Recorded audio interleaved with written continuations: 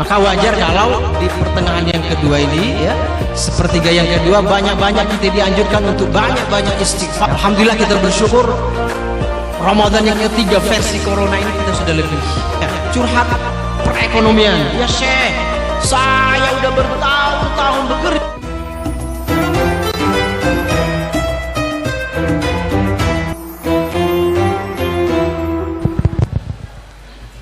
Bismillahirrahmanirrahim. Assalamualaikum warahmatullahi wabarakatuh.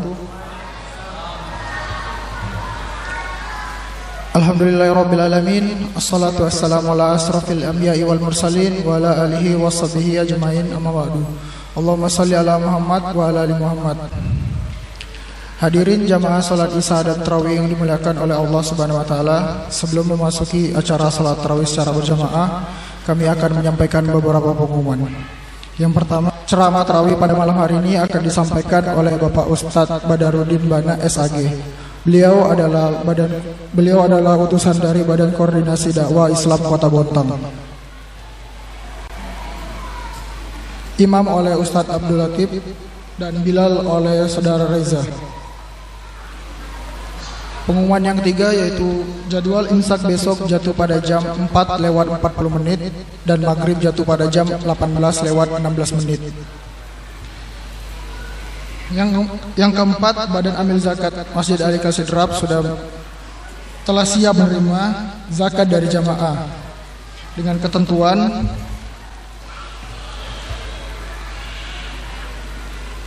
Kepala Kantor Kementerian Agama Kota Bontang telah menetapkan beberapa hal.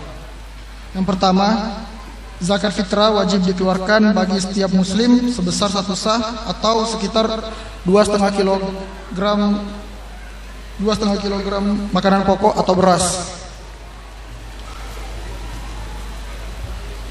Yang kedua, zakat fitrah bisa dikeluarkan dalam bentuk mata uang dengan nilai setara 3,8 kilogram makanan pokok. Untuk wilayah Kota Bontang, harga beras terendah sebesar 42.000, menengah 48.000, dan yang tertinggi 52.000. Bagi wajib zakat atau muzaki yang mengkonsumsi beras yang harganya lebih tinggi dari harga beras di atas, dapat mengeluarkan zakat fitrah sesuai dengan jenis atau senilai beras yang dikonsumsi sehari-hari. Demikian beberapa pengumuman yang dapat kami sampaikan. Kurang dan lebihnya mohon dimaafkan. Assalamualaikum warahmatullahi wabarakatuh. Kepada Bapak Ustadz Badarudin Bana SAG kami persilahkan. Bismillahirrahmanirrahim. Assalamualaikum warahmatullahi wabarakatuh. الحمد لله رب العالمين الذي جعل الشهر رمضان الشهر الصيام الشهر القرآن الشهر المغفرة والمجاهدة والصلاة والسلام على أشرف الأنبياء والمرسلين وعلى آله وأصحابه أجمعين.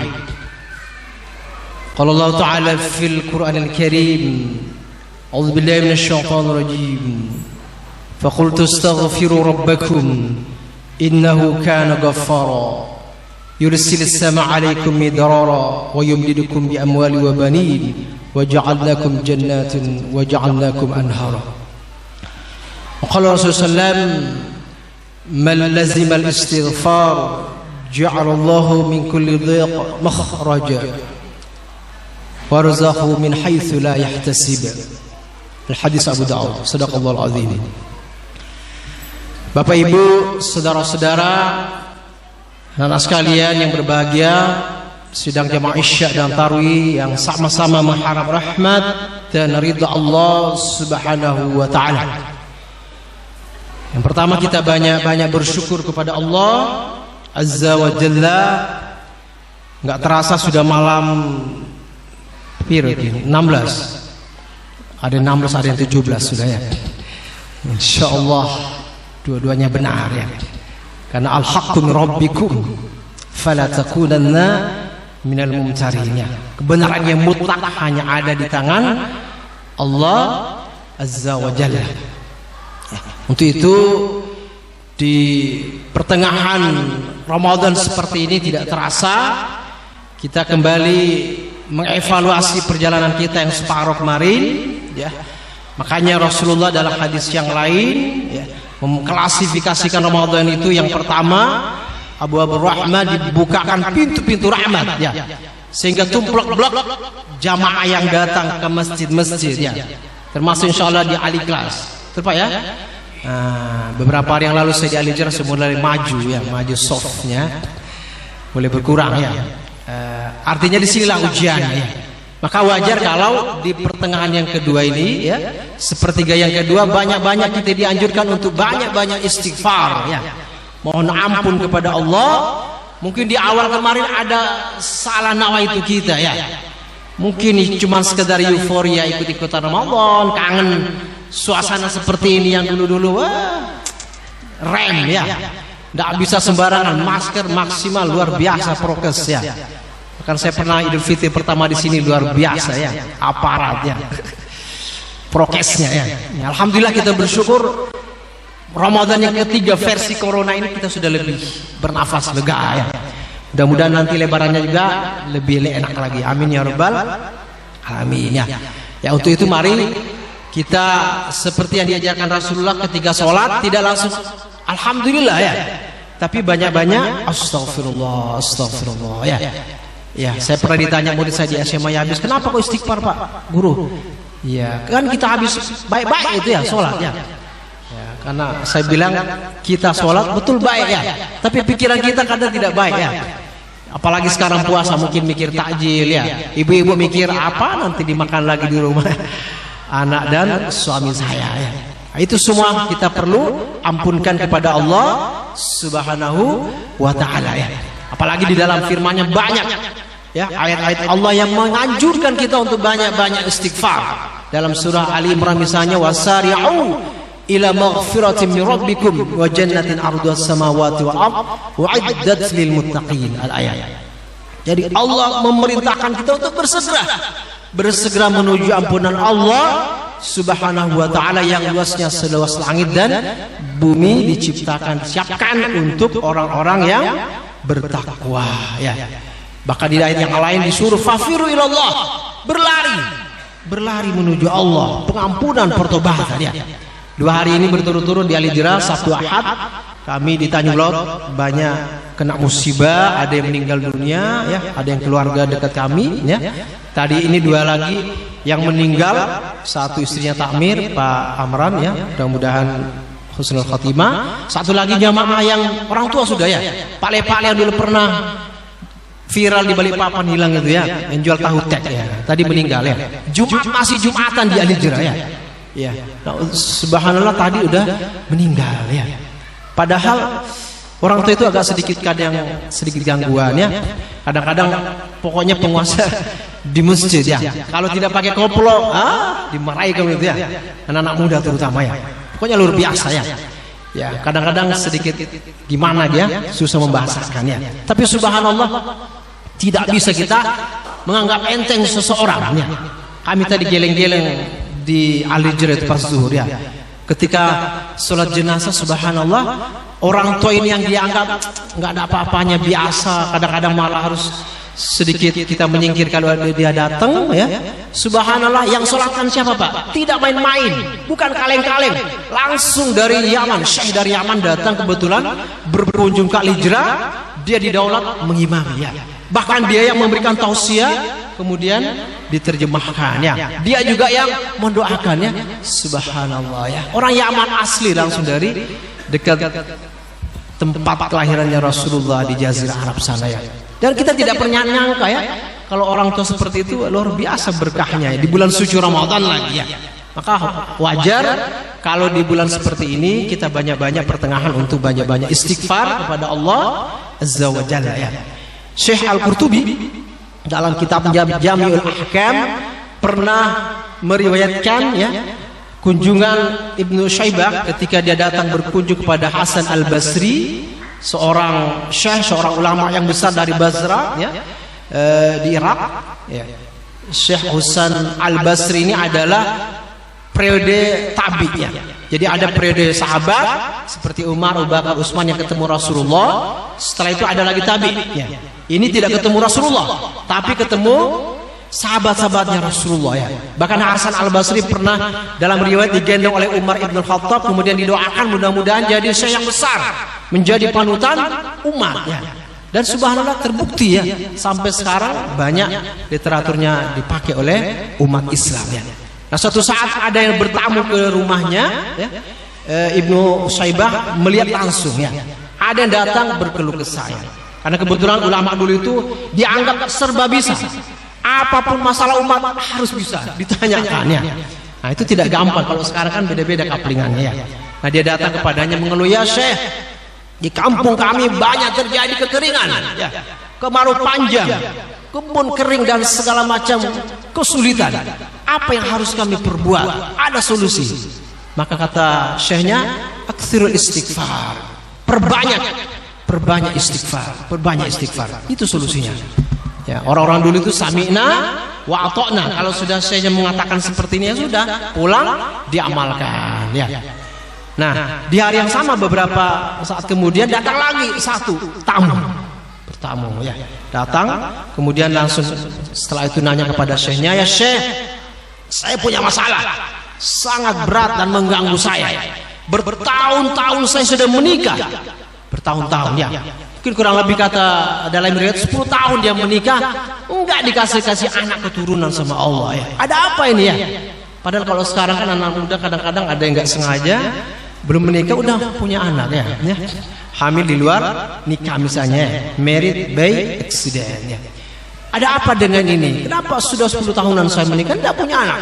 Maka syekhnya mengatakan, Hasan Al-Basri, aksirul istighfar, perbanyak istighfar, ya.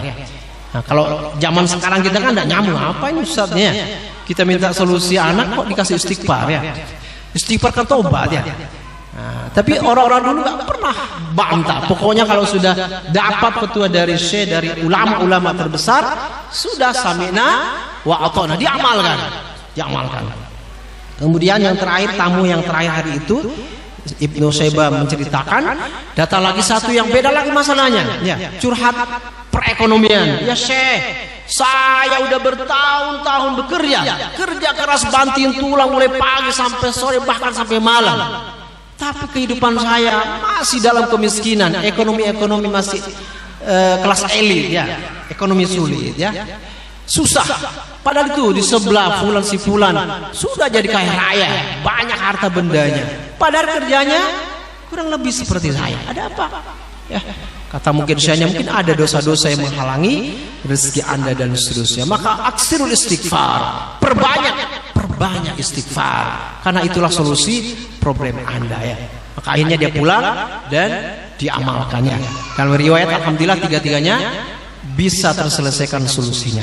Maka Ibnu Syaibah datang menghampiri syekhnya Hasan Al-Basri, kemudian nanya, ya Syekh, ini 3 orang tadi ini datang beda-beda masalah loh, ya. Ada yang masalah kekeringan, ada yang masalah keturunan, ada yang masalah kekurangan harta benda. Kok cuma istighfar solusinya? Apa nggak ada yang lain? Nah, ya. Nah, kemudian kata syekhnya, saya berkata seperti ini bukan karena nafsu doang, ya. Bukan sekedar logika saya. Ada dasarnya, ya. Surah Nuh ayat 10, 11, 12, ya. Ketika Nuh berkata kepada kaumnya, wahai kaumku, banyaklah istighfar, mohon ampun kepada Allah Azza wa Jalla. Innahu kana ghaffara. Karena sesungguhnya Allah Maha Pengampun. Artinya kalau Allah sudah mengampuni dosa-dosa kita, mudah-mudahan harapan kita dapat ridhonya dan bisa masuk ke dalam surganya. Itu di akhirat. Di akhirat Bapak Ibu. Tapi di dunia, lanjutan ayat tadi 11-12 sudah diberikan juga. Ya. Yursilis sama alaikum midrara. Maka niscaya Allah akan menurunkan hujan yang lebat dari langit. Ya, air yang lebat dari langit. Ibnu Katsir dalam tafsirnya mengomentari, yursilis sama alaikum ini tidak sekedar hujan. Apapun keberkahan yang diberikan Allah, diturunkan Allah dari langit untuk manusia, untuk umat manusia, Islam terutama ya, maka itu adalah keberkahan dari langit ya. Maka mungkin solusi tadi salah satunya yang kemarau selesai ya dengan istighfar ya. Wa yumdidukum bi amwali wa banin. Bahkan Allah akan membanyakkan harta benda kepada kalian dan membanyakkan anak keturunan ya. Jadi 3 masalah selesai hanya dengan istighfar ya. Masalah kemarau tadi, kemudian masalah keturunan dan masalah harta benda ya. Jadi kalau ada remaja-remaja yang sudah agak sepuh ya, boleh nikah-nikah ya, mungkin perlu banyak istighfar ya. Perlu dicarikan takmir ya, supaya ini ada solusi problematika remaja kita biar tidak salah pergaulan ya. Pada kali ini Bapak Ibu rahimakumullah, pentingnya istighfar kita perbanyak di bulan suci Ramadan ini ya, karena ketika Allah sudah membuka pintunya lebar-lebar kepada kita, pengampunan Allah dibuka selebar-lebarnya, dan itu kita dapatkan ya dengan kesungguhan kita, bahkan mungkin sedikit tetesan air mata penyesalan kita ketika menuju keharibaannya, maka insya Allah itu yang akan membukakan pintu-pintu rezeki, akan membukakan keridhaannya. Bahkan kita harapkan mudah-mudahan kelak kita menjadi penghuni surganya Allah Subhanahu wa taala. Amin ya rabbal alamin. Demikian barangkali sedikit yang kami sampaikan berguna untuk kita semua, bil khusus kepada diri pribadi dan keluarga kami. Billahi taufiq wal hidayah. Assalamualaikum warahmatullahi wabarakatuh. Wajar kalau di pertengahan yang kedua ini ya, sepertiga yang kedua banyak-banyak kita dianjurkan untuk banyak-banyak istighfar. Alhamdulillah kita bersyukur Ramadan yang ketiga versi corona ini kita sudah lebih ya, curhat perekonomian ya Syekh, saya udah bertahun